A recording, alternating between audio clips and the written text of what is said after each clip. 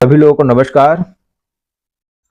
कुल प्रश्नों की संख्या 24, जिसमें से प्रश्न क्रमांक 1 से 12 तक पिछले हफ्तों का रिवीजन है और पुनः 1 से 12 तक इस हफ्ते का प्रश्नों का विस्तृत चर्चा है।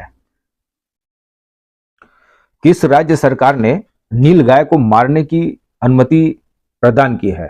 तो इसका उत्तर होगा हरियाणा।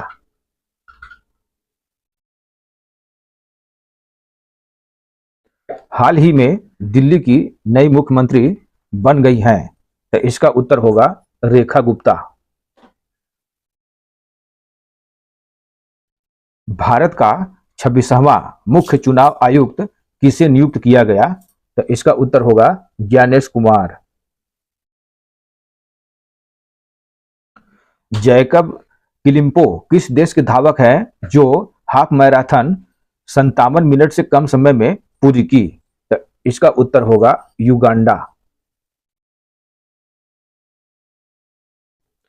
अंतर्राष्ट्रीय मातृभाषा दिवस मनाया जाता है, तो इसका उत्तर होगा 21 फरवरी। अन्य ऑप्शन पर विचार करते हैं। 4 फरवरी को विश्व कैंसर दिवस, 28 फरवरी को विज्ञान दिवस, 13 फरवरी को विश्व रेडियो दिवस मनाया जाता है। बाबर आजम किस देश के खिलाड़ी हैं जो वनडे में 6000 रन पूरी करने वाले सबसे तेज खिलाड़ी बन गए हैं? तो इसका उत्तर होगा पाकिस्तान। साउथ कोरिया ने चैटबॉट ऐप डीप सेक को बंद कर दिया है। यह किस देश का आर्टिफिशियल इंटेलिजेंस ऐप है? तो इसका उत्तर होगा चीन। सिमरन शर्मा किस खेल से संबंधित हैं? तो इसका उत्तर होगा para athlete. BBC Indian sport women of the year 2024 का खिताब किसने जीता? तो इसका उत्तर होगा मनु भाकर।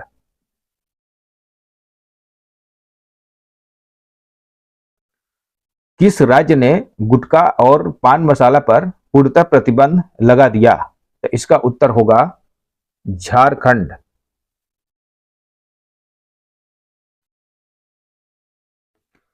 देश में सबसे अधिक गिद्धों वाला राज्य है, तो इसका उत्तर होगा मध्य प्रदेश।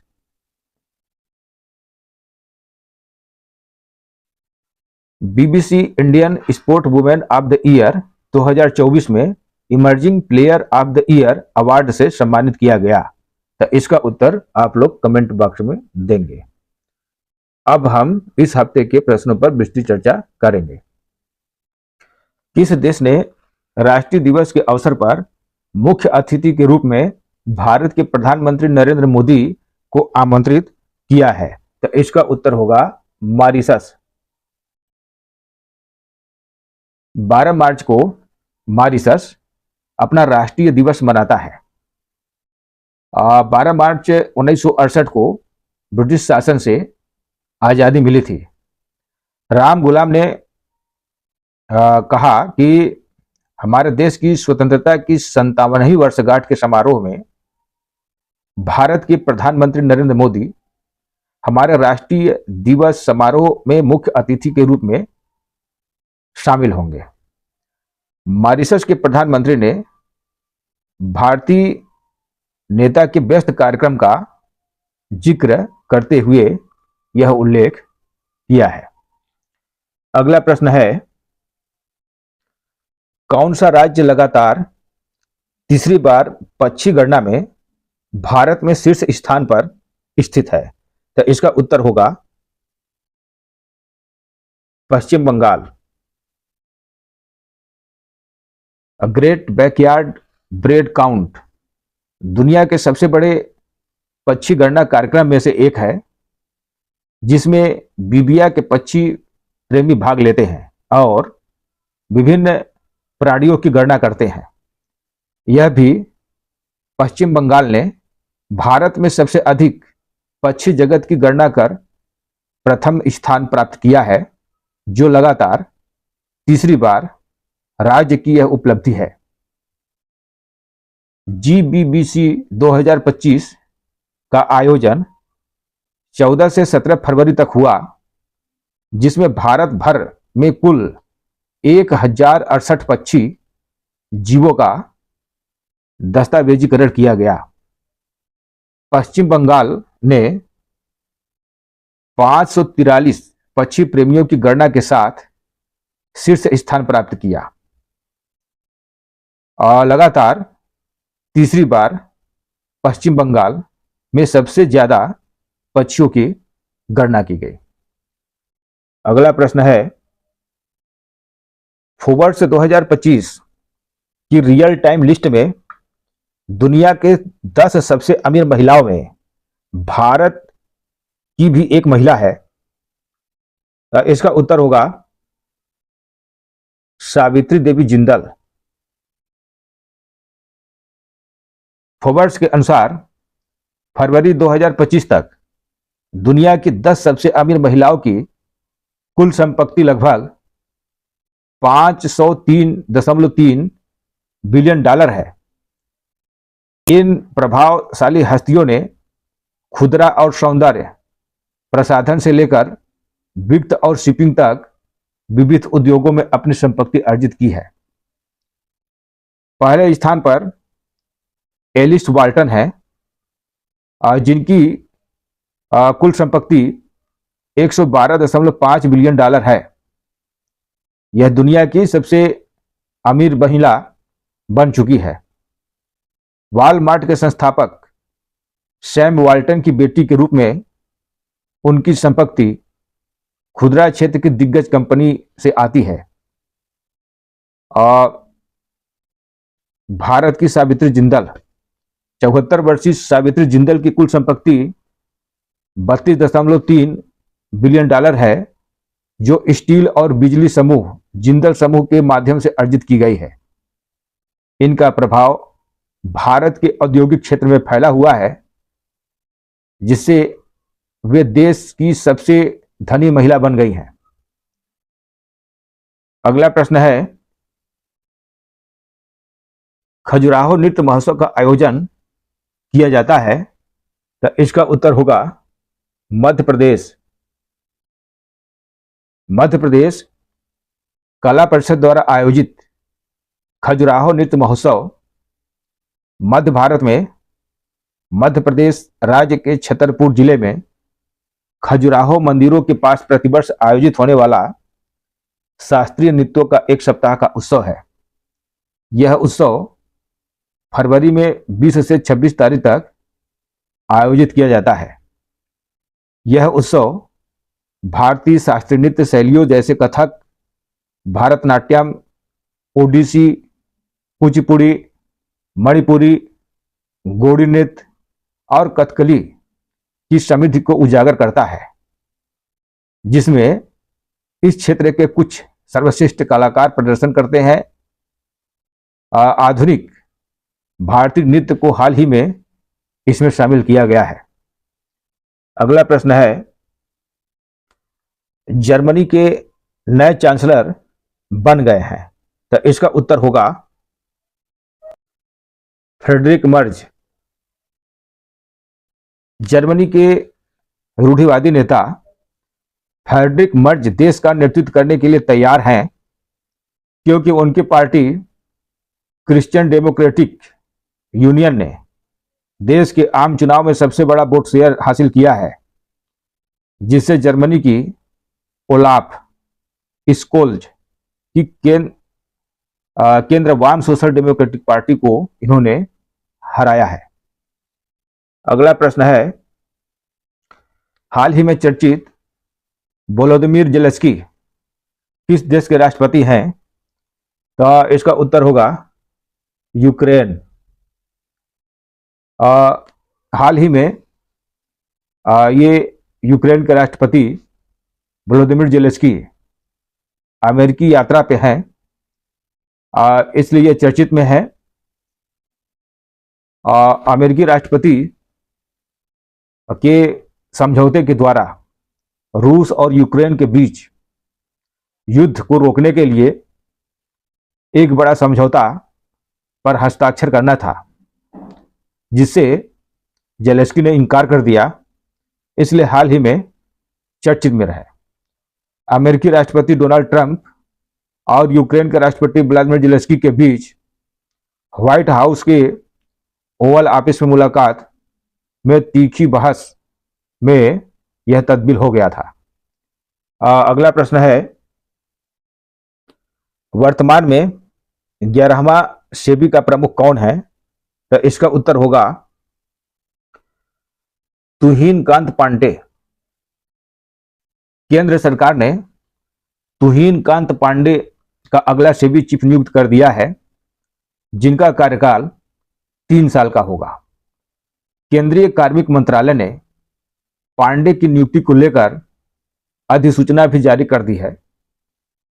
नियुक्ति को कैबिनेट से मिली मंजूरी के बाद जारी पत्र के मुताबिक 1987 बैच के प्रशासनिक अधिकारी तुहिन कांत पांडे फिलहाल वित्त मंत्रालय में सचिव के रूप में कार्यरत है। सरकार ने नियुक्ति आदेश में साफ किया है कि पदभार ग्रहण करने की तारीख से या अगले आदेश तक इनका कार्यकाल 3 साल का होगा। पांडे ओडिशा कैडर के वरिष्ठ आईएएस पदाधिकारी रहे हैं। करीब 2 साल से भी अधिक समय पहले हुए एयर इंडिया विनिवेश प्रक्रिया के समय भी पांडे चर्चा में रहे। अगला प्रश्न है, हाल ही में यूरोपीय आयोग के अध्यक्ष भारतीय दौरे पर हैं। तो इसका उत्तर होगा उर्सुला वान डेर लेथेन। ये आयोग को राजनीतिक मार्गदर्शन देते हैं, आयुक्तों के कॉलेजों की बैठकों को बुलाना और अध्यक्षता करते हैं। यूरोपीय संघ की नीतियों के क्रियान्वयन में आयोग का काम का नेतृत्व करते हैं। G7 बैठकों में भाग लेते हैं। यूरोपीय संसद में और यूरोपीय संघ की परिषद में यूरोपीय संघ की सरकारों के बीच प्रमुख बहसों में योगदान देते हैं। हाल ही में ये भारत की दौरा में है, इसलिए ये चर्चित है। अगला प्रश्न है, 28 फरवरी को कौन सा राष्ट्रीय दिवस मनाया जाता है? तो इसका उत्तर होगा विज्ञान दिवस। शायद आप जानते हैं कि 28 फरवरी को भारत में राष्ट्रीय विज्ञान दिवस के रूप में मनाया जाता है। इस दिन क्यों मनाया जाता है कि भारतीय वैज्ञानिक सर चंद्रशेखर वेंकट रमन, जिनका 1928 में इन्होंने फोटॉन के बिखराव की एक घटना की खोज की, जिसे बाद में उनके नाम पर रमन प्रभाव के रूप में जाना गया। 2 साल बाद 1930 में उन्हें इस उल्लेखनीय खोज के लिए नोबेल पुरस्कार मिला और यह विज्ञान के क्षेत्र में भारत के लिए पहला नोबेल पुरस्कार था। उनकी प्रसिद्ध घटना की खोज के चिन्हित के कारण प्रत्येक वर्ष इस दिन भारत में राष्ट्रीय विज्ञान दिवस के रूप में मनाया जाने लगा। अगला प्रश्न है, हाल ही में ग्लोबल इन्वेस्टर्स समिति 2025 आयोजन हुआ। तो इसका उत्तर होगा जबलपुर, मध्य प्रदेश की राजधानी भोपाल में 2 दिवसीय ग्लोबल इन्वेस्टर्स समिति 25 फरवरी को समापन हो गया।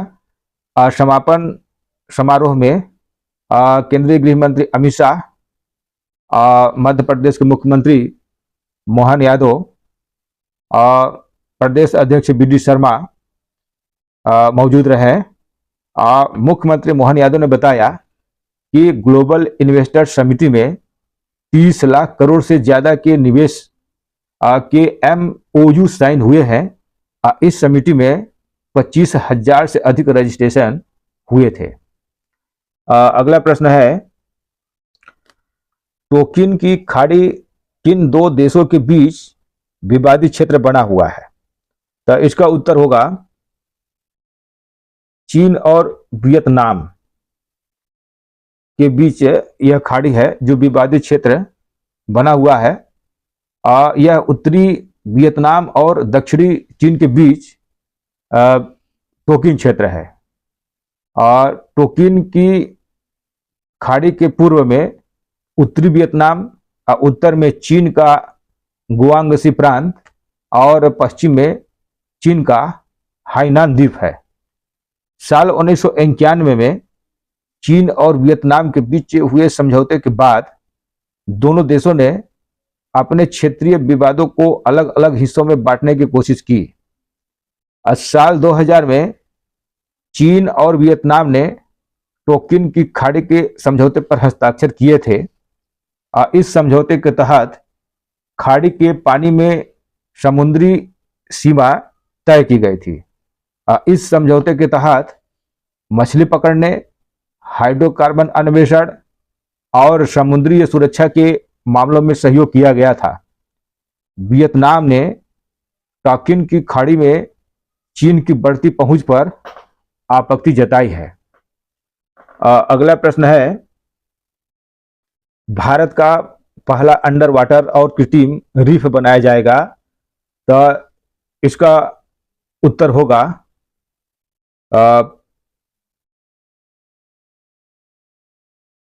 महाराष्ट्र होगा।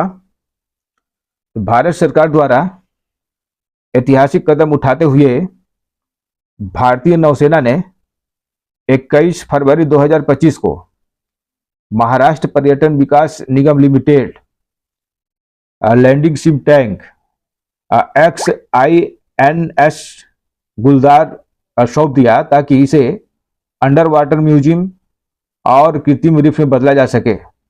भारतीय नौसेना के सेवा मुक्त जहाज का उपयोग करने की यह भारत में पहली पहल है और यह अब बंबई में यह रीफ और अंडर वाटर बनाया जा रहा है।